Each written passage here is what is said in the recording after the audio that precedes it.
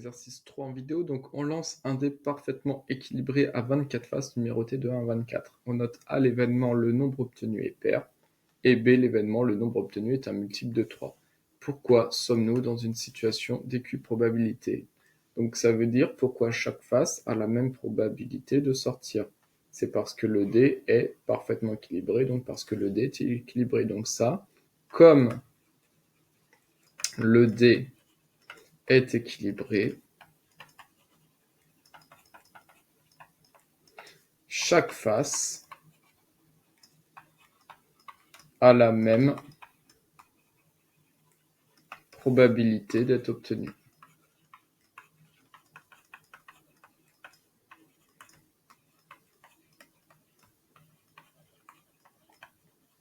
Comme le dé est équilibré, chaque face a la même probabilité d'être obtenue. Nous sommes donc dans une situation d'équiprobabilité. Nous sommes donc dans une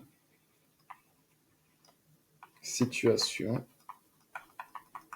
d'équiprobabilité.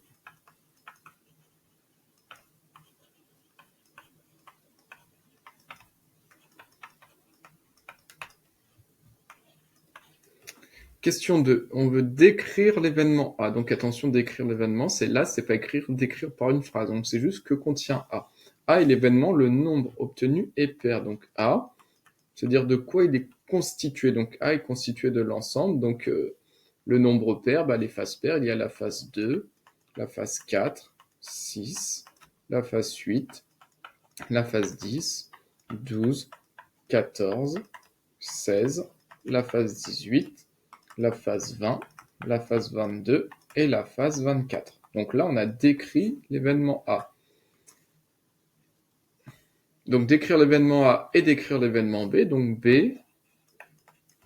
est le nombre obtenu est un multiple de 3. Donc les multiples de 3, ce sont tous les nombres qui sont divisibles par 3. Est un multiple de 3, si vous voulez, c'est dans la table de 3. Donc il faut réciter sa table de 3. Donc 3 fois 0, c'est égal à 0. Donc je parle du 0 ici. Alors, il n'y a pas de phase 0 sur le dé, vu que c'est numéroté de 1 à 24, donc celle-là, hop, elle n'existe pas. Ensuite, 3 fois 1, ça donne 3. Donc il y a la face numéro 3. 3, c'est un multiple de 3. Ensuite, 3 fois 2, ça donne 6. 6, c'est un multiple de 3. 3 fois 3 égale 9.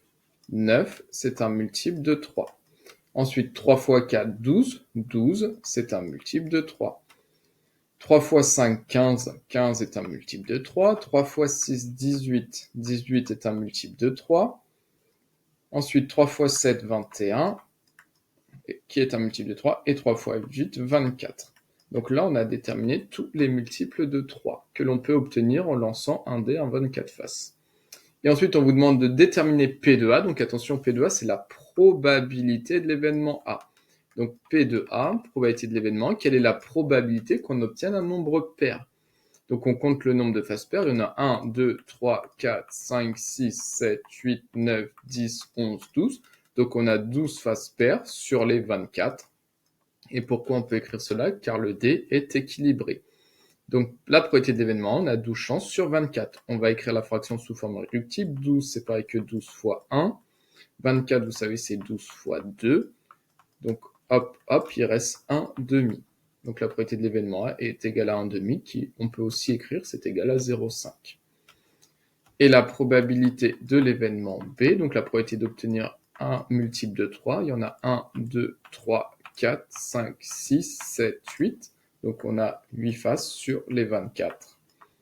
Et ça, on peut le simplifier. 8, vous savez que c'est 8 fois 1. 24, 8, 16, 24, c'est 8 fois 3. Et hop, ce qui donne un tiers.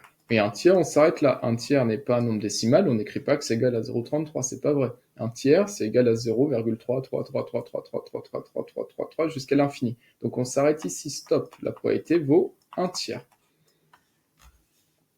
Question 3. Décrire par une phrase l'événement A bar. Alors qu'est-ce que ça signifie? A bar, ça signifie, hop, on regarde l'événement A. A, c'est quoi? A, c'est le nombre obtenu est pair, donc l'événement contraire, c'est le nombre obtenu n'est pas pair, donc ici, le nombre obtenu est impair. Donc A bar, c'est le nombre obtenu est impair.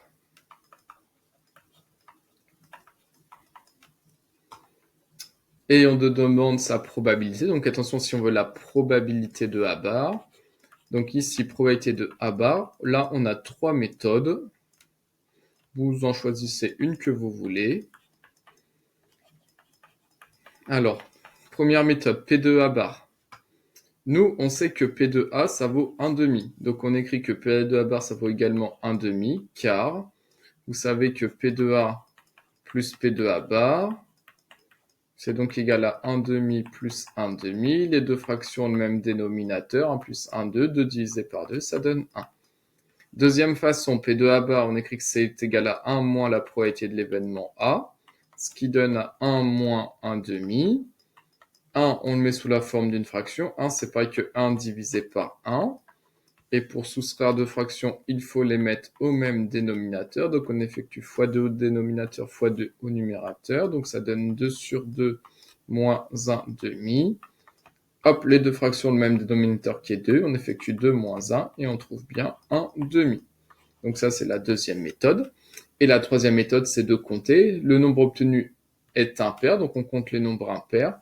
Donc il y a à la face 1, 3, 5, 7, 9, 11, 13, 15, 17, 19, 21, 23. Donc il y a 12 faces sur les 24. On compte le nombre de faces impaires, il y en a 12 sur 24. Et on retrouve bien un demi. Donc voici les trois justifications qui vont au contrôle. P de A bar égale 1 demi car P de A plus P de A bar vaut 1. Deuxième méthode, P de A bar c'est égal à 1 moins P de A, on trouve bien 1 demi. Et la troisième méthode, on compte le nombre de faces impaires. Il y a 12 faces impaires sur les 24 et on retrouve bien 1 demi.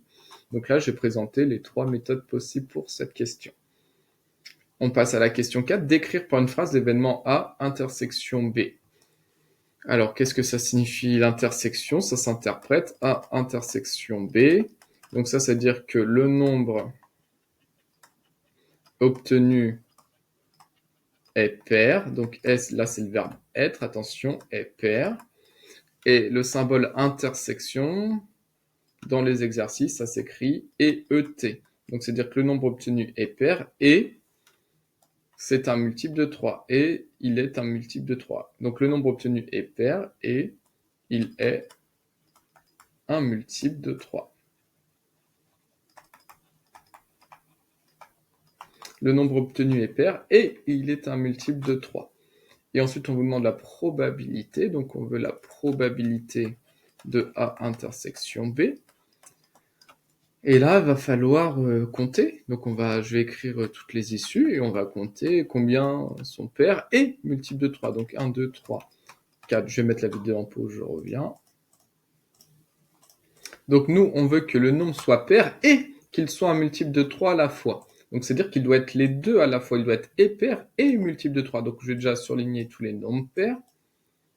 Tac, 2, 4, 6, 8, 10, 12, 14, 16, 18, 20, 22, 24.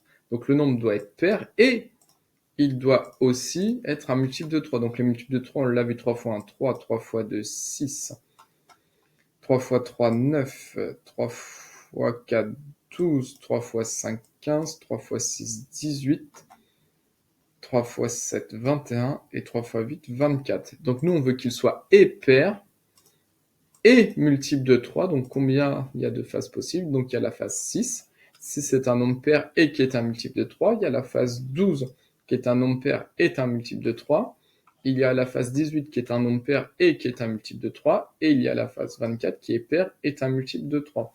Donc finalement, la probabilité d'avoir un nombre pair et multiple de 3, il y a 4 phases sur les 24. Alors 4 c'est pareil que 4 fois 1, 24 c'est pareil que 6 fois 4, 24.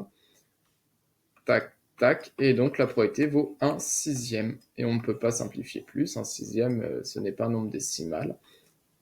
Et voilà, donc là il faut compter 4 faces sur les 24 qui sont et pairs et multiples de 3 à la fois. Voilà pour la correction de cet exercice.